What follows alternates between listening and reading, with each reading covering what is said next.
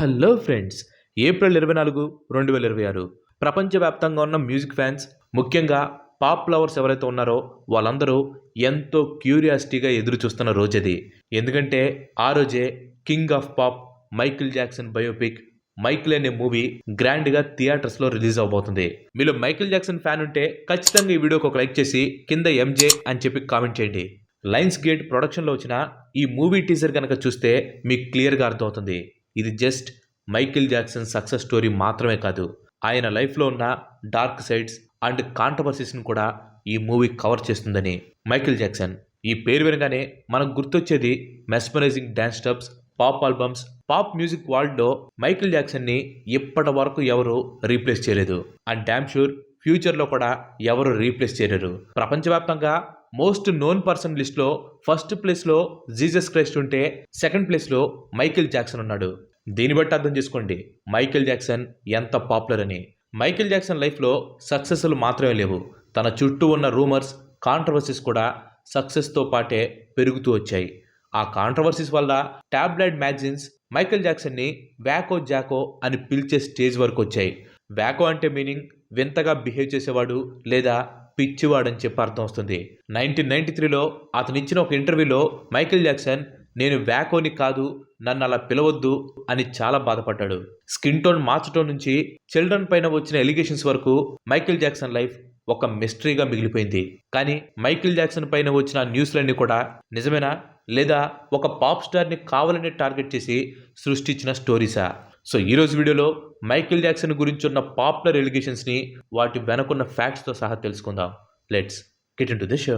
Controversy 1, skin bleaching. Michael Jackson అనగానే అందరికి first వచ్చే క్వశ్చన్, ఎర్లీ ఏజ్లో బ్లాక్గా ఉన్న మైకిల్ జాక్సన్ తర్వాత ఎలాగ తెల్లగా మారాడని చెప్పి.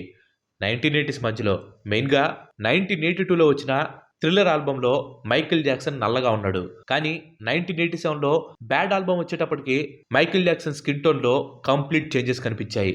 అప్పట్లో మీడియా దీనిని బాగా హైలైట్ కూడా చేశారు.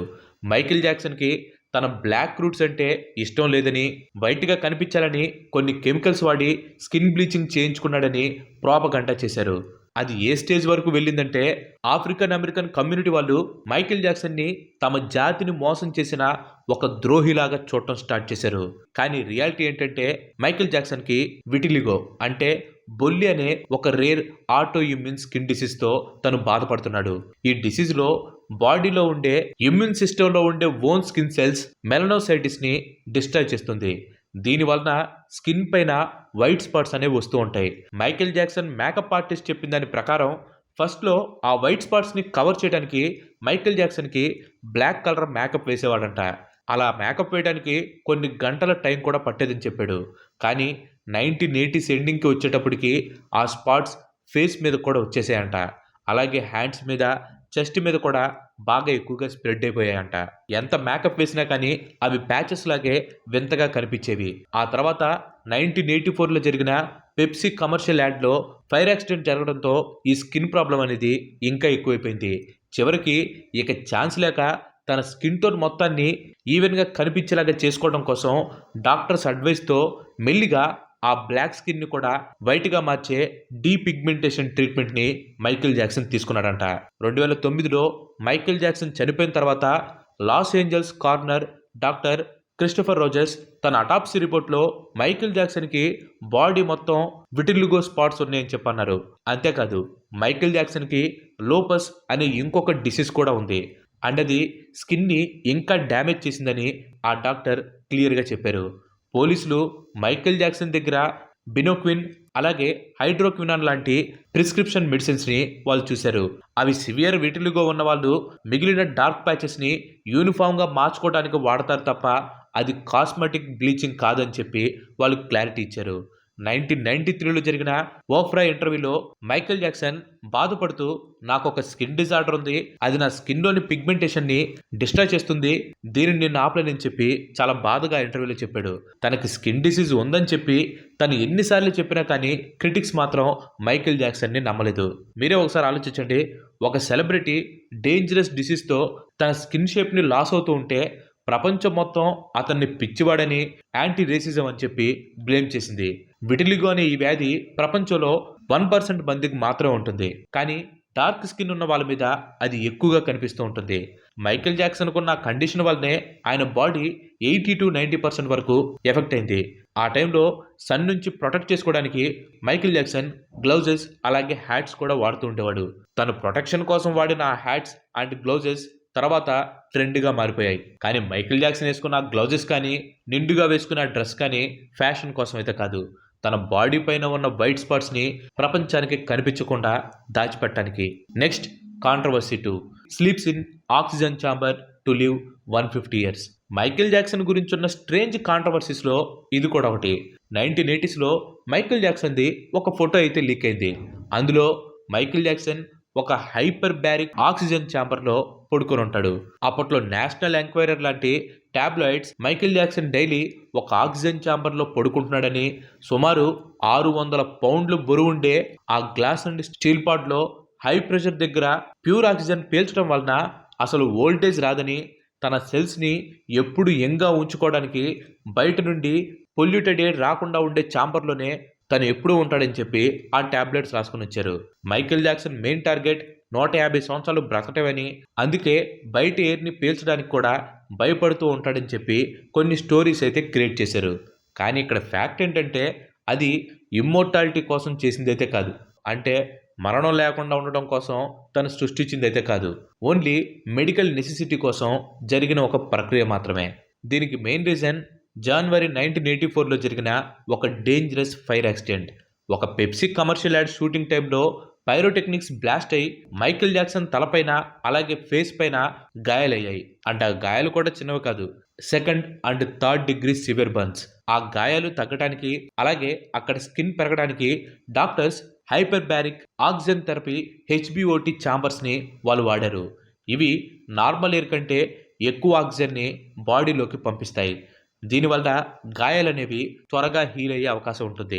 అయితే ఇక్కడ ట్విస్ట్ ఏంటంటే ఆ ఫోటోని మైకేల్ జాక్సనే తన పబ్లిసిటీ టీం ద్వారా లీక్ చేపించాడు. అప్పట్లో తన న్యూ మూవీ కెప్టెన్ ఈవో కోసం హైప్ క్రియేట్ చేయడానికి ఇలాంటి చిన్న చిన్న క్రేజీ న్యూస్ని తను లీక్ చేస్తూ వచ్చాడు. కానీ చివరికి అది కాస్త బ్యాక్ ఫైర్ అయింది. మీడియా దాన్ని ఎంత నెగిటివ్గా చేంజ్ చేసిందంటే మైకేల్ జాక్సన్ని ఒక నార్మల్ హ్యూమన్ లాగా కాకుండా ఒక స్ట్రేంజ్ క్రియేచర్ లాగా చూడటం మొదలుపెట్టారు. సీక్రెస్ట్ 2500B అనే ఆ మోడల్ HBOTని మైకేల్ జాక్సన్ 1994లో కొన్నాడు. కానీ ఎక్స్పర్ట్స్ చెప్పిన దాని ప్రకారం దానిలో రాత్రంతా పడుకోవటం ఇంపాసిబుల్. ఎక్కువసేపు ఆ హై ప్రెషర్ ఆక్సిజన్ పీలిస్తే ఆక్సిజన్ టాక్సిటీ వచ్చి సీజర్స్ లేదా లంగ్ ఫెయిల్యూర్ అయ్యే అవకాశం ఉంది. అందుకే జస్ట్ 1 నుంచి 2 గంటలు మాత్రమే మైకేల్ జాక్సన్ దానిలో పడుకునేవాడు. 1993లో ఓఫ్రా ఇంటర్వ్యూలో మైకేల్ జాక్సన్ ఆ స్టోరీస్ నిజం కాదని, టాబ్లెట్స్ కావాలనే నెగిటివ్ స్టోరీస్ని క్రియేట్ చేస్తున్నారని చెప్పి తను చెప్పడం జరిగింది. ఆ ఫొటోస్ స్కిన్ బర్న్ అయిన టైంలో ట్రీట్మెంట్ తీసుకున్నామని చెప్పి తను క్లారిటీ ఇచ్చాడు. సో ఈ 150 years లైఫ్ టైం అనేది మీడియా క్రియేట్ చేసిన ఒక రూమర్ మాత్రమే. Next child abuse allegations. ఈ విషయం గురించి తెలుసుకునే ముందు ఇంతవరకు ఈ వీడియో చూసారంటే ఈ వీడియో మీకు నచ్చిందని అనుకుంటున్నాను. మీకు నచ్చినట్లయితే ఈ వీడియోని ఖచ్చితంగా లైక్ చేయండి. అండ్ అలాగే మీరు మన ఛానల్కి ఇంతవరకు కనుక సబ్స్క్రైబ్ అవ్వనట్లయితే మన ఛానల్కి తప్పకుండా సబ్స్క్రైబ్ అయ్యి పక్కనే ఉన్న గంటని ఆల్ ఆప్షన్లో పెట్టుకోండి. ఆల్రెడీ లైక్ చేసి షేర్ చేసి సబ్స్క్రైబ్ చేసిన వారికి చాలా చాలా థ్యాంక్స్. ఈ అలిగేషన్స్ మాత్రం మైకేల్ జాక్సన్ లైఫ్లో మోస్ట్ కాంట్రవర్షియల్ పార్ట్ అని చెప్పొచ్చు. 1993లో ఫస్ట్ టైం జోర్డన్ అనే 13 సంవత్సరాల అబ్బాయి మైకేల్ జాక్సన్ పైన సెక్షువల్ హెరాస్మెంట్ ఎలిగేషన్స్ చేశాడు. అప్పటి వరకు మైకేల్ జాక్సన్ని ఒక దేవుళ్లాగా చూస్తూ వచ్చారు. కానీ ఈ న్యూస్తో మైకేల్ జాక్సన్ ఒక్కసారిగా విలన్గా మారిపోయాడు. మీడియా అయితే మైకేల్ జాక్సన్ని ఒక ప్రిడేటర్ లాగా చూపించడం స్టార్ట్ చేసింది. ఈ ఎలిగేషన్స్కి మెయిన్ రీజన్ మైకేల్ జాక్సన్ నిర్మించుకున్న నెవర్ ల్యాండ్ ర్యాంచ్. అక్కడ మైకేల్ జాక్సన్ చిన్నపిల్లలతో కలిసి స్టే చేసేవాడు. ఆ చిన్నపిల్లలు మైకేల్ జాక్సన్తో కలిసి పడుకోవడం లాంటివి అందరికీ చాలా స్ట్రేంజ్గా సస్పీషియస్గా అనిపించాయి. చాలా మంది క్రిటిసైజ్ చేసే విషయం ఏంటంటే 1993 కేసులో మైకేల్ జాక్సన్ జోర్డన్ ఫ్యామిలీకి దాదాపుగా $23 మిలియన్ ఇచ్చి కోర్టు బయట సెటిల్ చేసుకున్నాడు. నిజంగా తప్పు చేయకపోతే అంత మనీ ఎందుకు ఇచ్చాడనేది అందరి క్వశ్చన్. కానీ Michael Jackson friend and lawyers చెప్పిన దాని ప్రకారం అప్పట్లో మైకేల్ జాక్సన్ ఒక పెద్ద వాల్టూర్లో ఉన్నాడు. ఆ కేసు వల్ల తన కెరీర్ నాశనం అవ్వకూడదనే ఉద్దేశంతోనే తను ఈ డెసిషన్ తీసుకున్నాడని చెప్పి వాళ్ళు ఒక క్లారిటీ ఇచ్చారు. అయితే అసలైన టెస్ట్ని మాత్రం 2003లో మైకేల్ జాక్సన్ ఫేస్ చేశాడు. గ్యావిన్ అనే ఇంకొక అబ్బాయి మైకేల్ జాక్సన్ మీద సేమ్ అవే ఎలిగేషన్స్ చేశాడు. ఈసారి మాత్రం మైకేల్ జాక్సన్ వెనక్కి తగ్గలేదు.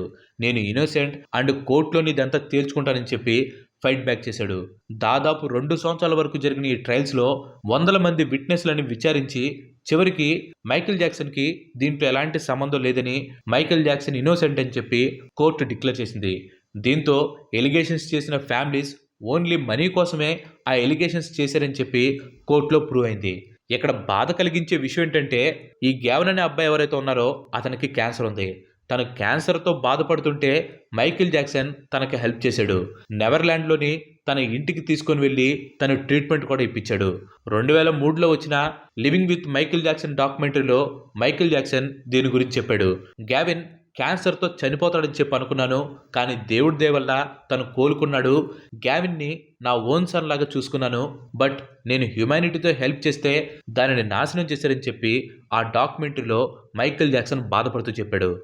Neverland is my home. I allowed this family into my home because they told me their son was ill with cancer and needed my help. Through the years, I have helped thousands of children who were ill or in distress. కానీ ఇక్కడ tragedy ఏంటంటే, Michael Jackson చనిపోయిన 10 సంవత్సరాల తర్వాత 2019లో leaving నెవర్లాండ్ అనే డాక్యుమెంటరీలో Wade Robeson and James కూడా same ఇలాంటి ఎలిగేషన్సే చేశారు. కానీ 2005 ఎంక్వైరీ టైంలో కోర్టుకు మాత్రం మైకేల్ జాక్సన్ మమ్మల్ని ఏమీ చేయలేదంటూ చాలా ఇన్నోసెంట్గా వాళ్ళే విట్నెస్ ఇచ్చారు. ఇక్కడ లా ముందు మైకేల్ జాక్సన్ 2 సార్లు ఇన్నోసెంట్ అని చెప్పి ప్రూవ్ చేసుకున్నాడు. కానీ మీడియా ట్రయల్ వలన మైకేల్ జాక్సన్ ఇమేజ్కి వచ్చిన డ్యామేజ్ అస్సలు క్లియర్ అవ్వలేదు. మైకేల్ జాక్సన్ ఎప్పుడు ఒక మాట చెప్తూ ఉండేవాడు, నాలో ఉండే చైల్డ్ బిహేవియర్ ఇంకా చనిపోలేదు, చిన్నపిల్లల ఇన్నోసెన్స్ నాకు చాలా ఇష్టమని తను చెప్పాడు. బెడ్ షేరింగ్ అనేది మైకేల్ జాక్సన్ తన చైల్డ్ లైఫ్ని లూజ్ అవడం వల్ల జరిగిందే తప్ప సెక్షువల్ హెరాస్మెంట్ కోసం కాదని చెప్పి తను చెప్పడం జరిగింది. 2005లో కోర్టు ఎంక్వైరీ టైంలో మైకేల్ జాక్సన్ పదే చెప్పిన మాట ఒకటే, I am like a bird. నేను కలలో కూడా చిన్నపిల్లలకి హాని చేయనని చెప్పి తను చెప్పాడు. సో ఇది మైకేల్ జాక్సన్ చేసిన మిస్టేకా, లేకపోతే మైకేల్ జాక్సన్లో ఉన్న ప్యూర్ ఇన్నోసెన్స్ అర్థం కాక ప్రపంచం చేసిన తప్ప అనేది ఇప్పటికీ ఒక మిస్టరీగానే మిగిలిపోయింది.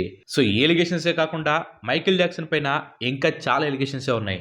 సో వాటి గురించి కావాలంటే ఖచ్చితంగా కింద పార్ట్ 2 అని చెప్పి కామెంట్ చేయండి, తప్పకుండా ఆ వీడియో చేస్తాను. Thanks for watching. ఈ వీడియో కనుక మీకు నచ్చినట్లయితే లైక్ చేయండి, షేర్ చేయండి.